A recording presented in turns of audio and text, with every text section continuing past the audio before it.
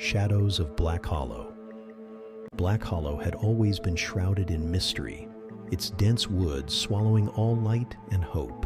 At its heart stood the notorious Hollow Manor, abandoned for decades and rumored to be cursed. No one dared enter.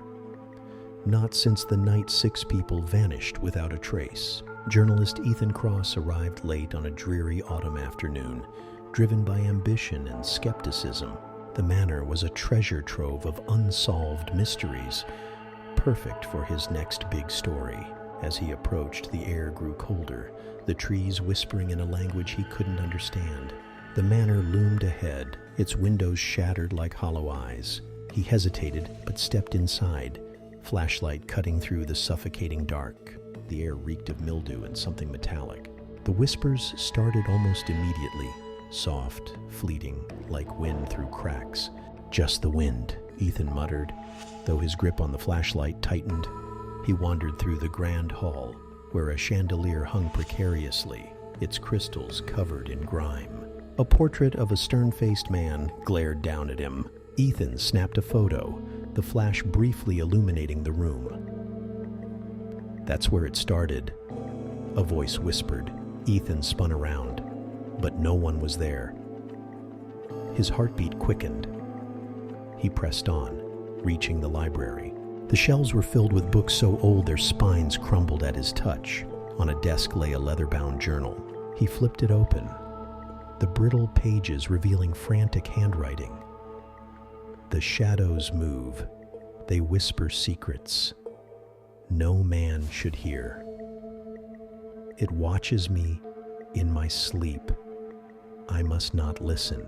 The page ended with a splatter of ink, or was it blood? Ethan heard a creak behind him. He turned, flashlight flickering, and caught a glimpse of something. Tall, skeletal, and shrouded in darkness, it melted into the wall before he could focus.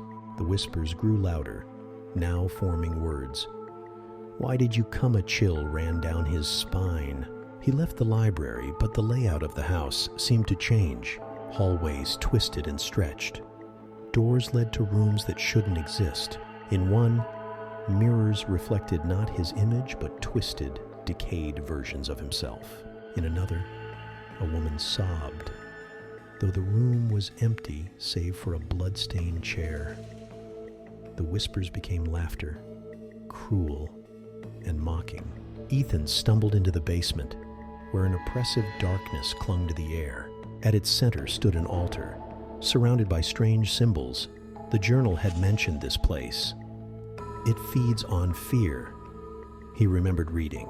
The shadows gathered, coalescing into a monstrous form. Red eyes burned as it loomed over him, its voice a guttural snarl. "You can't leave," Ethan screamed, snapping photos wildly. Each flash lit the room, revealing grotesque faces etched into the walls. The entity lunged, its claws raking his arm. Desperate, he grabbed the journal and read aloud the incantation scribbled in the margins.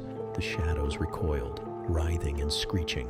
The air vibrated as the symbols on the altar glowed faintly. With a final deafening roar, the entity dissolved, leaving silence in its wake. Ethan staggered outside, the first rays of dawn breaking through the mist. The manor stood silent behind him, its curse seemingly broken. But as he reviewed his photos later, he froze. In every image, the shadows watched, waiting the end.